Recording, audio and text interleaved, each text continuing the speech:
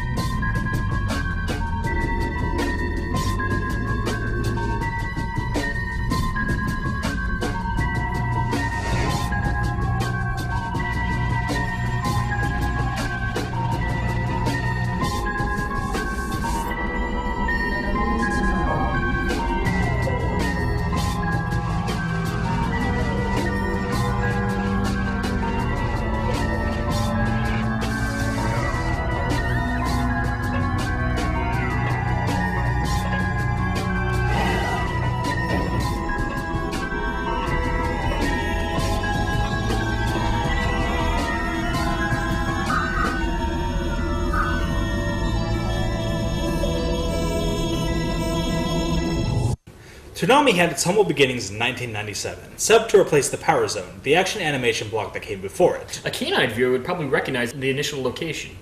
This is the famous building of Ghost Planet Industries, which would become William Street Studios eventually, makers of shows such as Aqua Teen Hunger Force, Robot Chicken, and many others. Inside the building was Moltar, famous villain turned producer turned television host from Space Ghost. While he was there, the block mostly played old cartoon action shows like Thundercats and Voltron, Speed Racer, the like. Their saving grace wouldn't come until 1998 when they premiered Dragon Ball Z! Yes, Dragon Ball Z. You could argue many different reasons why this block succeeded, but really the main reason was the addition of DBZ to the lineup, opening the floodgates to some awesome additions that made it all memorable. The first of these new additions was a change of host. It was decided to separate the image a bit from Space Ghost, so they decided to move from a planet to a ship, and the head of that ship was a robot named Tom. Now, at first, Tom didn't really do much. He did the same thing that Moltar did when the show began. But around the time that 1999 to 2000 rolled around, the lineup expanded immensely. You had DBZ, Sailor Moon, and Reboot, which were already playing at the time. And you had the addition of two new animes, Gundam Wing and Tenchi Muyo. And then you had the addition of Batman, the animated series, which replaced the series I was already playing at the time, The Real Adventures of Johnny Quest. Now, because of all this, something big needed to be done. Something new and exciting. Something that the series, nay, television itself, had never done before. Something that was so mind-shatteringly Not that big. okay, granted. But this does celebrate the first time we ever see continuity.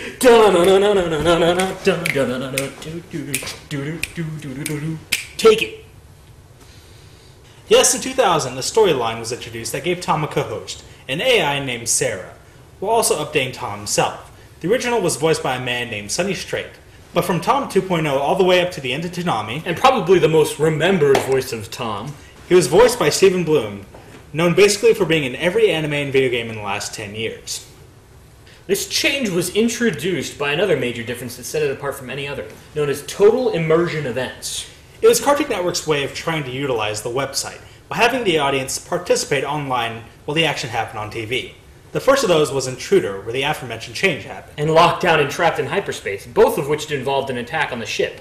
There was a fourth, but we weren't really around for that. But when you talk about Toonami, you have to talk about the specialized blocks. Ah, yes. You see, Toonami, as it aged, it knew it had to do a few things to keep the viewers enthralled, along with entertaining the older audience it was starting to draw in. There were a few, like The Rising Sun and Kids WB Toonami, both played on Saturday morning. which didn't last very long, the former because of stiff competition with other networks. And the latter because it wasn't actually Toonami. It was just regular Kids WB lineup with Toonami slapped on it. But probably the most popular was Midnight Run, which showed most kids. Alright, some kids, the first uncut look at anime. If I had to choose one, this would probably be the most influential for kids and young adults today in anime. I agree. It was cartoon shows like Pokemon, Digimon, Sailor Moon, and Cardcaptor showed you edited, child-friendly versions of anime.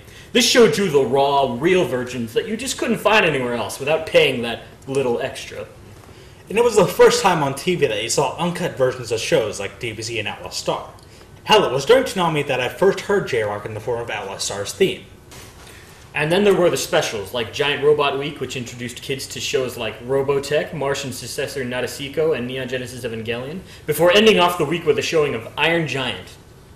They actually played Evangelion to kids. That's cruel and unusual punishment. Probably.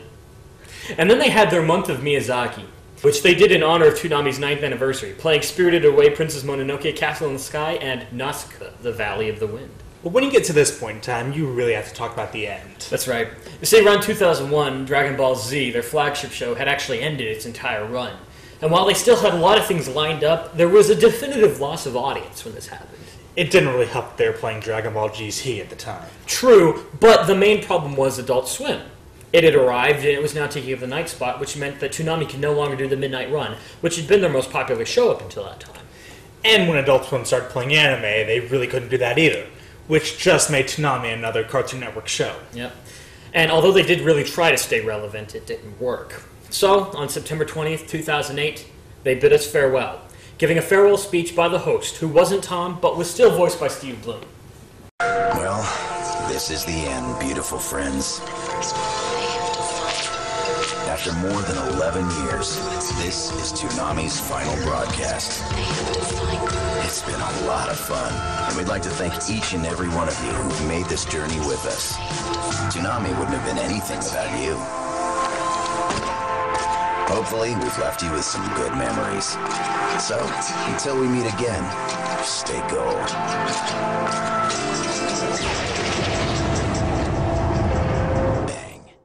So what are your final words on Toonami? Well, for a simple block of television, it really did quite a lot, actually. It introduced many people to new series that they may not have seen before. And it was in a form that wasn't neutered or tailored specifically to hide anything. Exactly. While it wasn't something huge or revolutionary, it did have a lasting impact on many people, you and me included. So, until we meet again, stay gold.